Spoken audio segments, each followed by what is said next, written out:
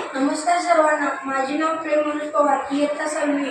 माझ्या शाळेचे नाव जिल्हा परिषद शाळा नंबर 1 बेडक. मी आज गुरुपौर्णिमेच्या निमित्ताने माझे विचार सांगणार आहे. गुरु म्हणजे केवळ शिकवणारा शिक्षकच नव्हे, तर आयुष्यात योग्य दिशा दाखवणारा मार्गदर्शक असतो.